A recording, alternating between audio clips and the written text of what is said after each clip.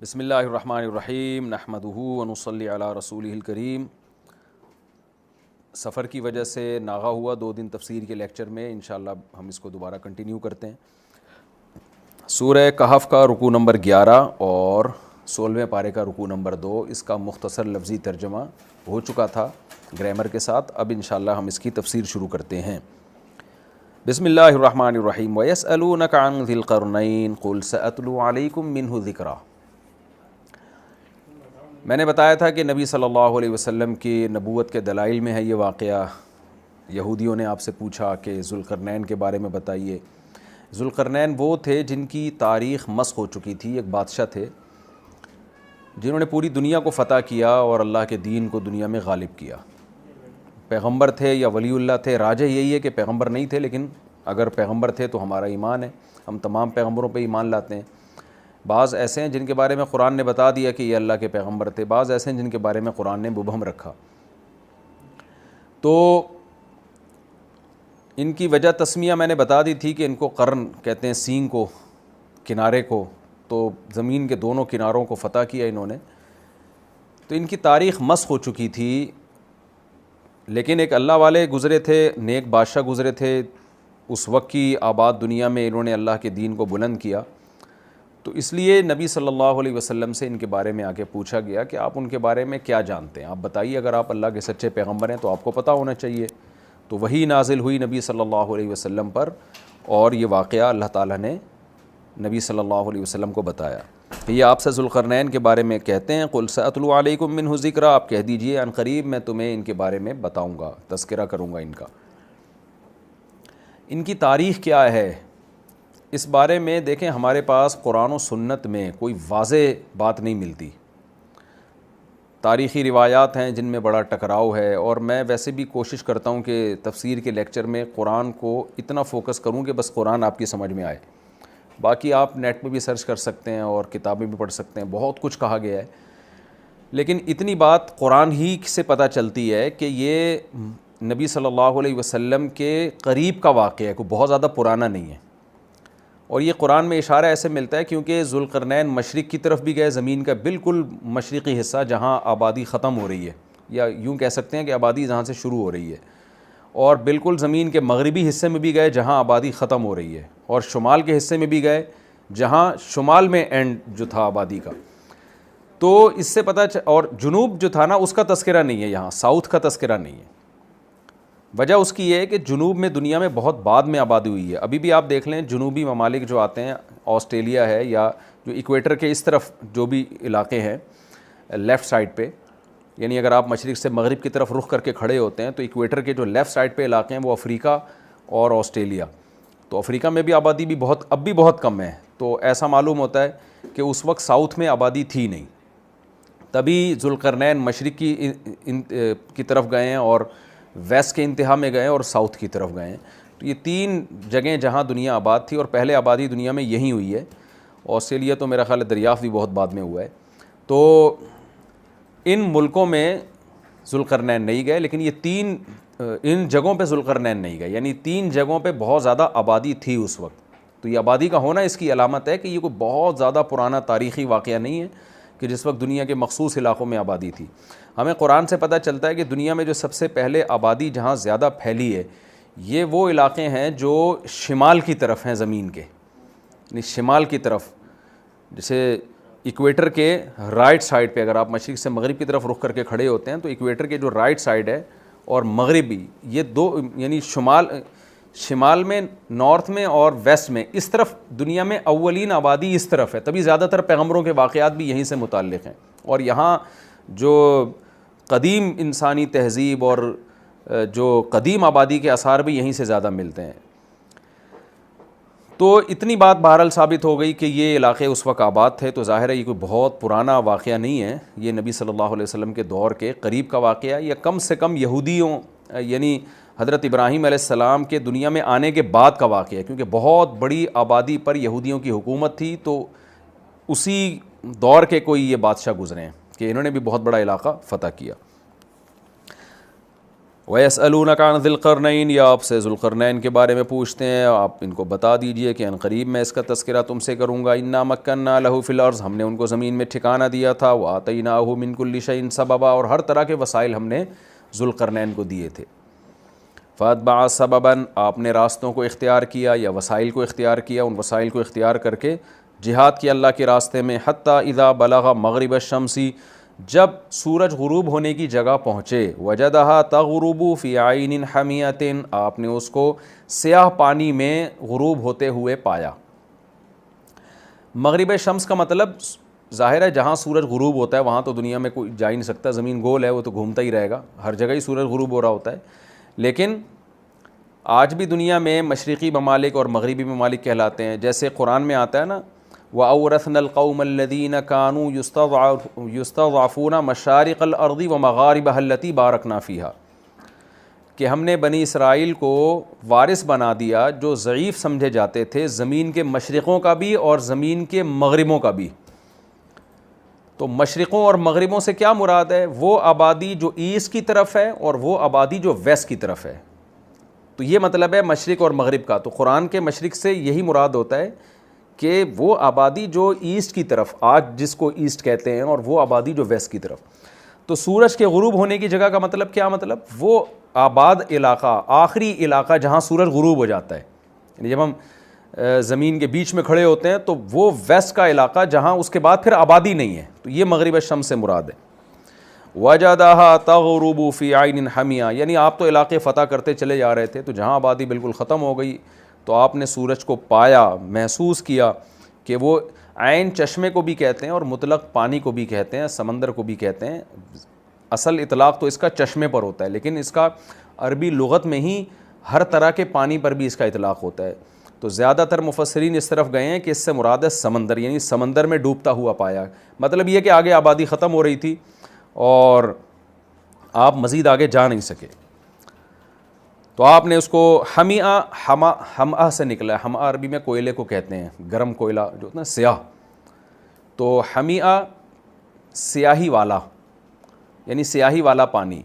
تو اس سیاہی والے پانی سے بلیک کلر بھی مراد ہو سکتا ہے، یہ کیچڑ پہ بھی اس کا اطلاق ہوتا ہے، کیونکہ کیچڑ مٹی کے ساتھ جب ملا ہوا ہوتا ہے نا تو وہ بھی پانی سیاہ نظر آتا ہے۔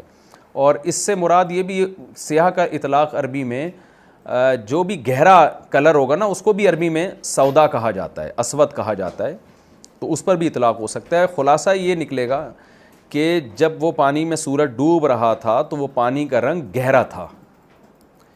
اب اس کی بہت ساری تفسیریں کی گئی ہیں کہ کیا مراد ہے اس سے، واللہ عالم۔ یہ تو جب کوئی مغربی علاقوں میں جائے، وہاں کھڑے ہو کر ریسرچ کرے اور وہاں ڈوبتا ہوا دیکھے تو پتہ چلے گا۔ بہرحال انسان کو ایسا ہی لگتا ہے جب وہ سمندر کے کنارے کھڑا ہوتا ہے تو وہ پانی سمندر میں ڈوب رہا ہوتا ہے۔ اب دیکھیں یہاں بعض لوگوں نے قرآن پہ اعتراض کیا ہے کہ سورج تو پانی میں نہیں ڈوبتا، سورج تو گول ہی گھومتا رہتا ہے۔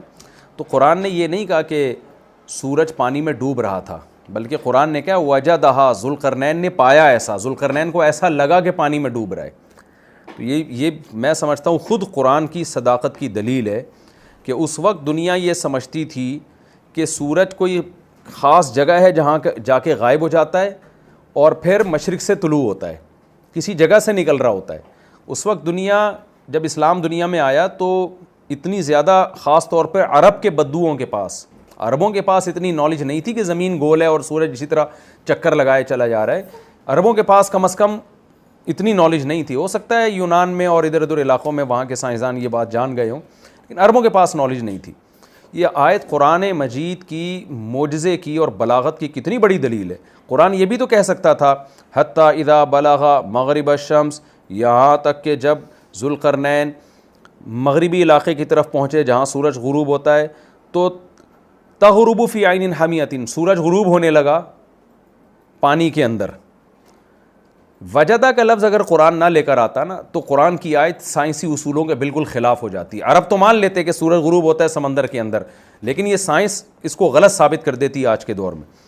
تو قرآن نے اس وقت بھی جو ایکسپلین کیا ہے سائنسی اصولوں کو، ان میں یہ رعایت کی ہے کہ کل 1400 سال کے بعد جا کے قرآن کی کسی آیت پر کوئی سائنٹسٹ بھی انگلی نہ اٹھا سکے۔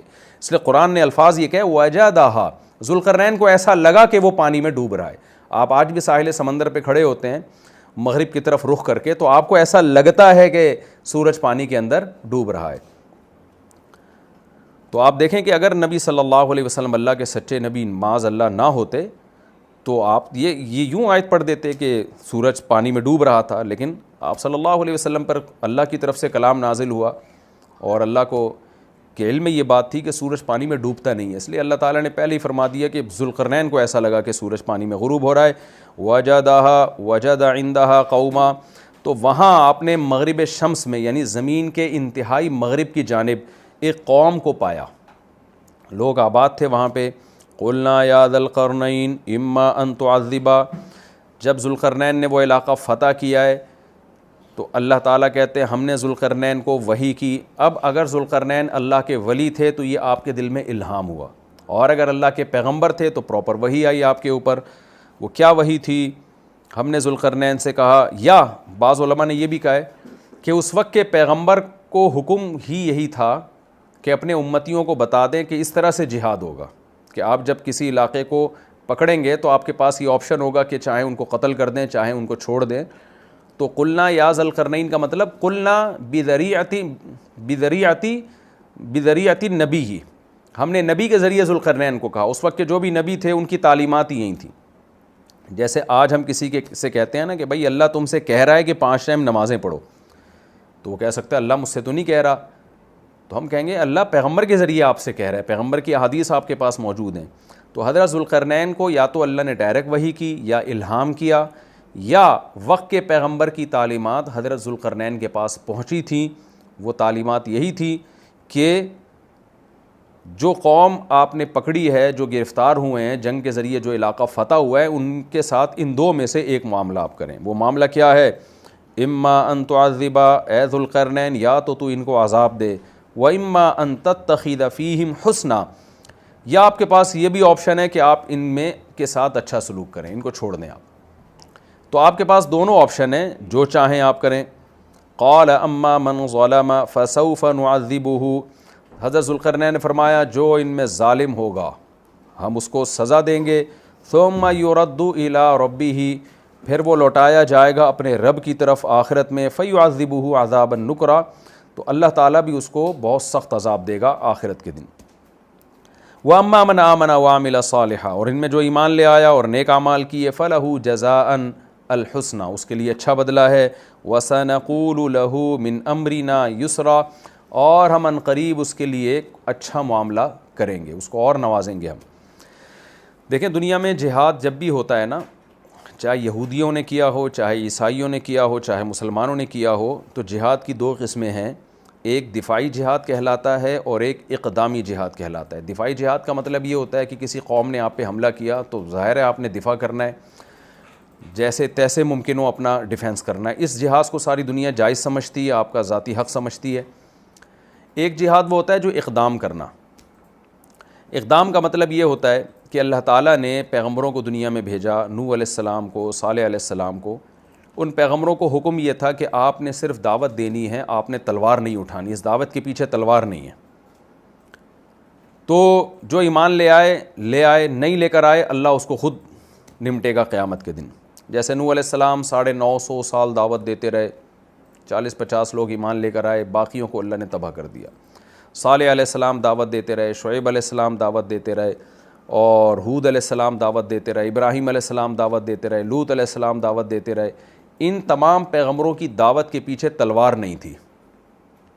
حضرت موسیٰ علیہ السلام بھی دعوت دیتے رہے، اس کے پیچھے بھی تلوار نہیں تھی، لیکن جب فرعون تباہ برباد ہو گیا، غرق ہو گیا، پھر موسیٰ علیہ السلام کے پاس ایک ریاست آئی چھوٹی سی، پھر موسیٰ علیہ السلام کو اللہ نے حکم دیا کہ اب آپ تلوار لے کے جہاد کریں۔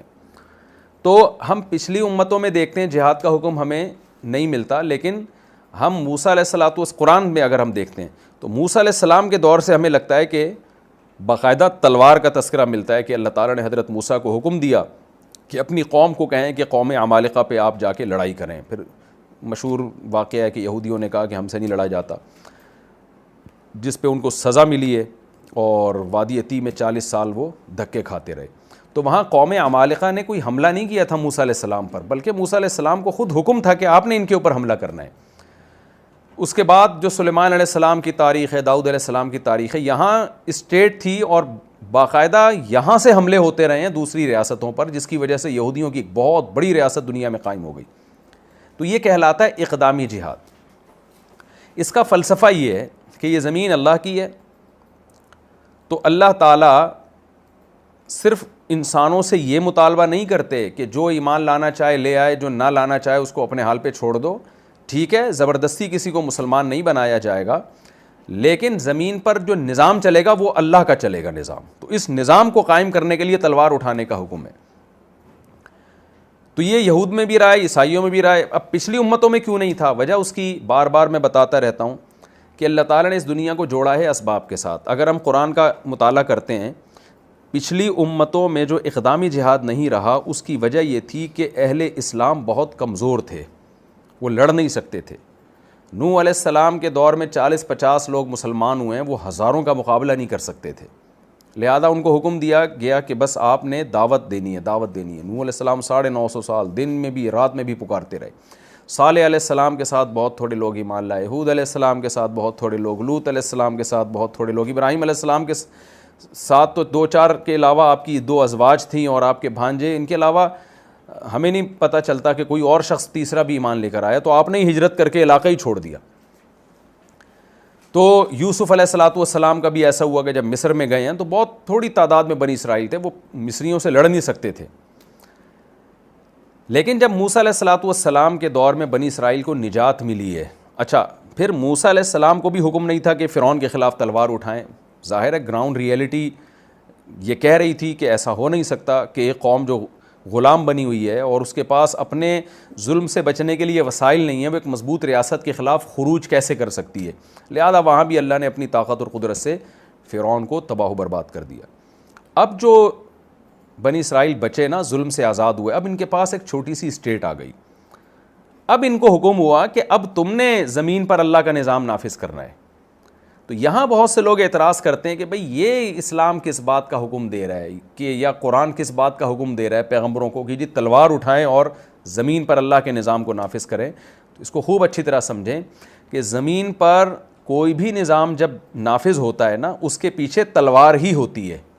چاہے جمہوری نظام ہو، چاہے وہ آمرانہ نظام ہو، جتنے بھی دنیا میں اس وقت بھی سسٹم چل رہے ہیں وہ سب تلوار کے زور سے ہی نافذ کیے گئے. تلوار کا مطلب زبردستی نافذ کیے گئے ہیں. اس میں ہر ایک سے اس کی رائے نہیں لی جاتی کہ آپ یہ چاہتے ہیں کہ نہیں چاہتے ہیں. مثال کے طور پر اس جمہوری نظام کو یہ آپ دیکھ لیں، اکثریت کے ساتھ اگر کوئی جیتتا ہے تو جو اس کے حزب اختلاف میں لوگ ہوتے ہیں وہ جیتنے والے کو وزیر اعظم مانے یا نہ مانے، سسٹم کہتا ہے کہ آپ کو ماننا پڑے گا. تو یہ بھی تو تلوار ہی ہے نا. تو تلوار کے پیچھے 2 چیزیں ہونی چاہیے. اگر وہ تلوار غلط نظام کو دنیا میں نافذ کرنے کے لیے چلائی جا رہی ہے تو وہ غلط ہوگی، اگر وہ صحیح بات کے لیے چلائی جا رہی ہے تو وہ تلوار ٹھیک ہوگی. تو بحث یہ نہیں ہے کہ تلوار کی زور سے اللہ تعالیٰ نے اپنے ادیان کو، چاہے وہ یہودیت ہو، عیسائیت ہو، اسلام ہو، تلوار کی طاقت سے دنیا میں غالب کیا ہے یا لوگوں کے مشورے سے غالب کیا ہے. اصل چیز یہ ہے کہ غالب جس چیز کو کیا جا رہا ہے وہ ٹھیک تھی یا غلط تھی. وہ دیکھیں، اگر میں تلوار اٹھاتا ہوں اور دنیا سے چوروں کا خاتمہ کر دیتا ہوں تو یہ نہیں کہا جائے گا کہ جی آپ نے تلوار کے ذریعے ایک دنیا سے چوری کو ختم کیا ہے، بلکہ اپریشیٹ کیا جائے گا کہ آپ نے تلوار کے ذریعے ایک اچھا کام کیا ہے، قاتلوں کو اور چوروں کو اور ڈاکوؤں کا خاتمہ کیا ہے آپ نے. تو یہ خوب سمجھ لیں، اسلام دنیا میں آیا، اس سے پہلے یہودیت دنیا میں آئی یا عیسائیت دنیا میں آئی، تو جن پیغمبروں نے تلواریں اٹھائی ہیں نا، ان کا موقف بہت واضح تھا کہ زمین پر اللہ کا نظام ہونا چاہیے، اس نظام کو نافذ کرنے کے لیے تلوار چلے گی.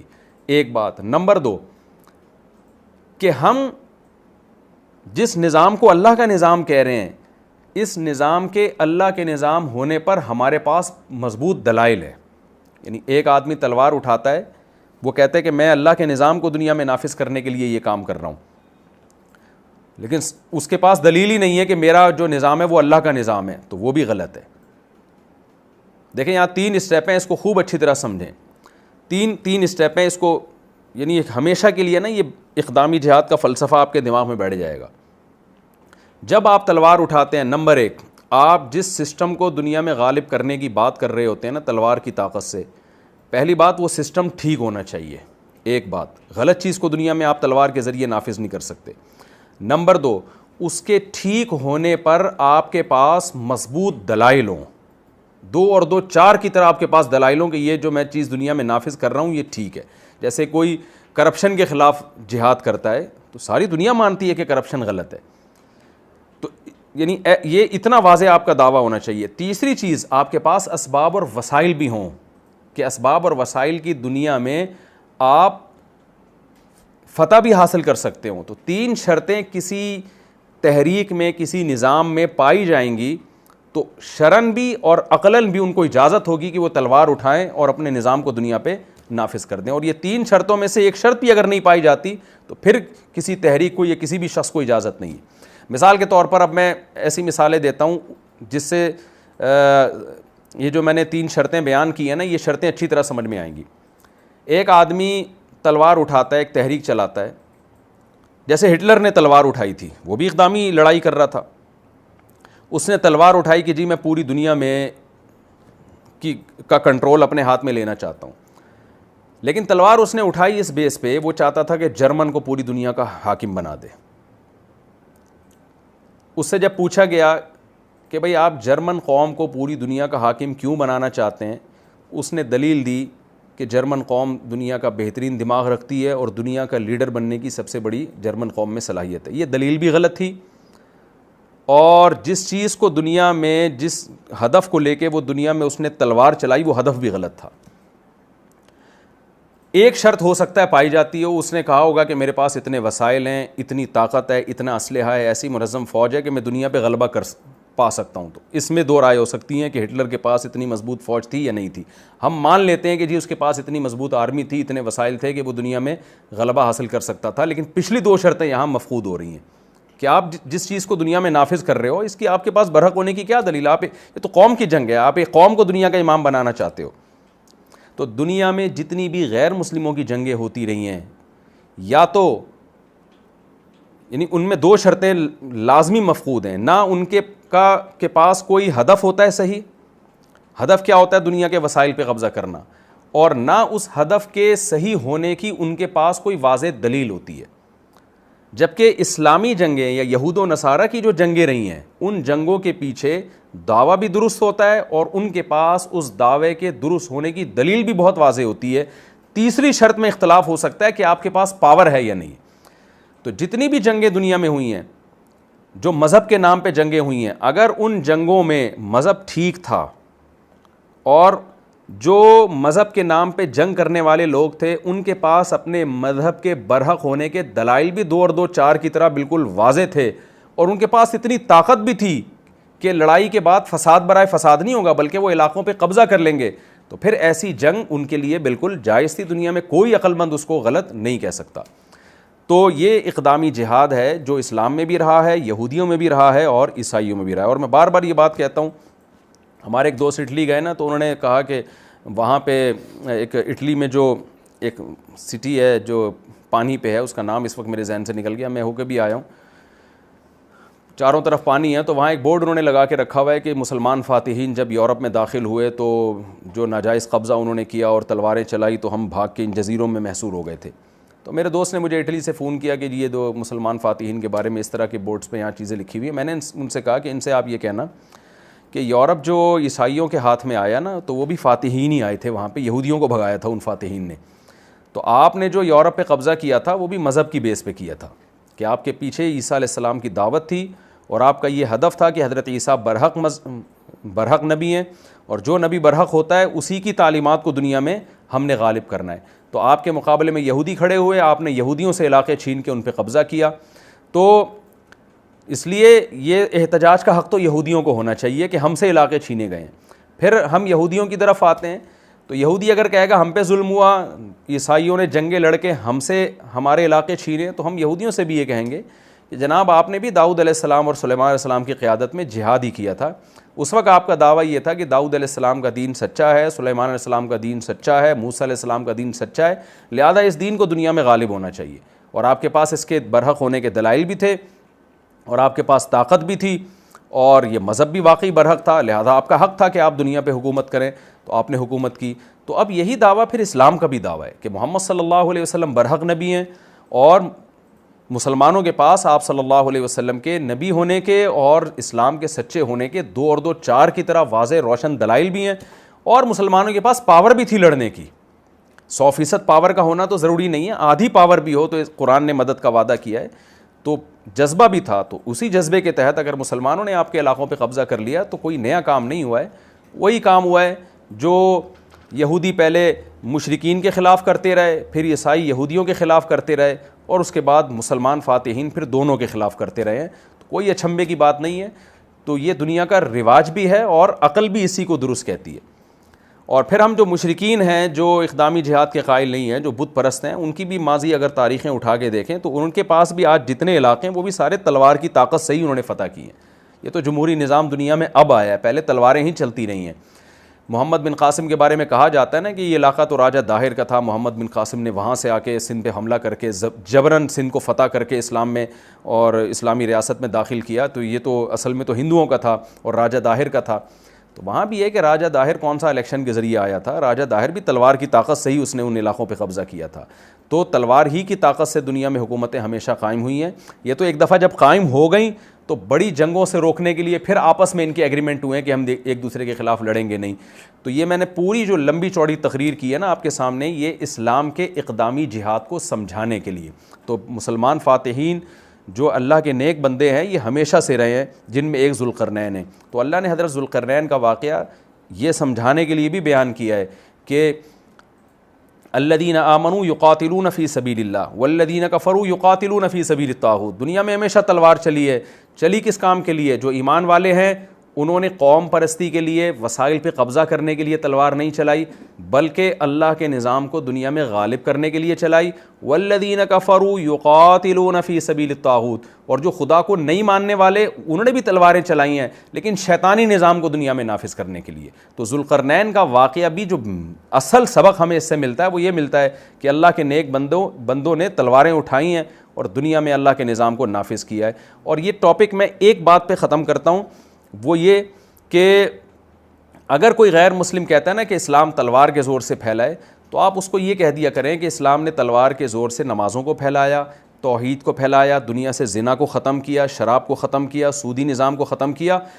تم نے جو تلوار چلائی ہے، تم نے دنیا کو زنا سے بھر دیا، تم نے دنیا میں شراب کو عام کر دیا، تم نے ماں باپ کے لیے اولڈ ہاؤس بنا کے اولڈ ہاؤس میں جمع کرنے کے کلچر کو پروموٹ کیا۔ تو تلوار دنیا میں ہر جگہ چلی ہے۔ مسلمان کی تلوار سے رشتہ داری جوڑنے کا نظام پیدا ہوا اور پاک دامنی کا نظام پیدا ہوا، ایک خدا کی عبادت پہ لوگ آئے، اور کفر کی تلوار سے دنیا میں بے غیرتی اور بے حیائی پھیلی ہے، جو آج ساری دنیا اپنی آنکھوں سے دیکھ رہی ہے، خودکشیاں پھیلی ہیں۔ تو تلوار تو دونوں نے چلائی ہے، لیکن تلوار سے نافذ کیا گیا ہے اس کو دیکھنا پڑے گا۔ تو یہ حضرت ذوالقرنین کے واقعے سے بھی ہمیں سبق ملتا ہے کہ آپ نے بھی تلوار، تو دنیا میں سارے فاتحین تلوار ہی چلاتے رہے ہیں۔ قال اما من ظلم فسوف نعذبه ثم يرد الى ربه۔ اللہ تعالیٰ فرماتے ہیں کہ جب ذوالقرنین نے علاقہ فتح کیا تو ہم نے ذوالقرنین سے کیا کہا؟ اما ان تعذب، آپ کو اختیار ہے، آپ چاہیں تو ان کو عذاب دیں۔ کیا مطلب؟ قتل کر دیں ان کو، میدان جنگ میں پکڑے گئے ہیں، لڑائی کے بعد پکڑے گئے ہیں، تو آپ کو یہ حق ہے قتل کر دیں۔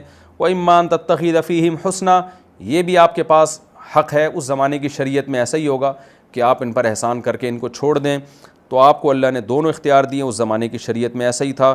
قال اما من ظلم، حضرت ذوالقرنین کی اللہ تعریف کر رہا ہے کہ ذوالقرنین نے فیصلہ یہ کیا کہ نہ تو میں سب کو چھوڑوں گا، نہ میں سب کو قتل کروں گا، میں کیا کروں گا؟ من ظلم، جو ظلم کرے گا، فسوف نعذبہ، عن قریب اس کو میں سزا دوں گا۔ یہاں ظلم سے مراد ہے کفر پہ باقی رہے گا، جو کفر پہ باقی رہے گا، شرک کرتا رہے گا، برائیوں میں پڑا رہے گا، تو اس کو میں عذاب دوں گا۔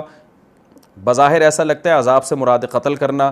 ثم یرد الی ربہ، پھر وہ اپنے رب کی طرف لوٹایا جائے گا۔ فیعذبہ عذابا نکرا، اللہ پھر اس کو اس سے بھی بڑا عذاب دے گا۔ دنیا میں تو یہ عذاب ملے گا، آخرت میں اس سے بھی بڑا عذاب ہوگا۔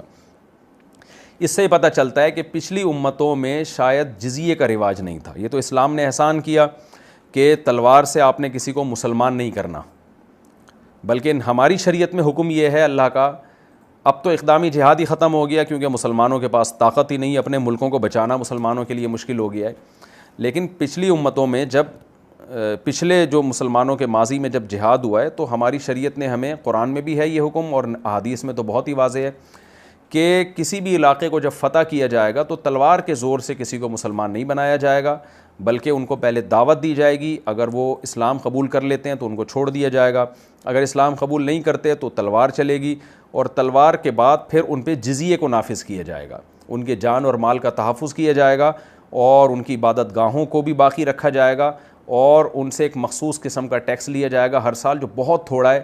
ہم فقہ کی کتابیں جب پڑھاتے ہیں طلبہ کو تو اس میں اس پوری جو جزیے کی مقدار کتنی ہوگی، مالدار پہ مالدار کتنا جزیہ دے گا، ایک متوسط درجے کا غیر مسلم کتنا جزیہ دے گا، اور غریب کتنا دے گا، یہ پوری ڈیٹیل فقہ کی کتابوں میں فقہاء نے قرآن و حدیث سے نکال کے لکھی ہوئی ہے، لیکن یہاں اس کا موقع نہیں ہے. لیکن وہ بہت تھوڑی ہے اور وہ قسطوں میں لی جاتی ہے، بہت تھوڑی، اور اس کے بدلے میں جو ان کو بینیفٹس ملتے ہیں بہت زیادہ ملتے ہیں کہ ان کو پوری آزادی مل جاتی ہے. پھر تو ایسے غیر مسلموں کو ذمی کہا جاتا ہے. تو اسلام نے تو بہت زیادہ یعنی غیر مسلموں کے ساتھ رواداری والا معاملہ کیا ہے. یہ رواداری والا معاملہ اسلام سے پہلے یہودوں اور نصارہ میں نہیں تھا، یعنی ان کی شریعت سخت تھی اس معاملے میں. ہماری شریعت نے بہت ہمیں چھوٹ دی ہے کہ آپ غیر مسلم کو قتل نہیں کر سکتے اس بیس پہ کہ وہ کلمہ نہیں پڑھتا. لیکن آپ دیکھیں ذوالقرنین کو اللہ نے اجازت دے دی کہ چاہو تو بھائی سب کو قتل کر دو.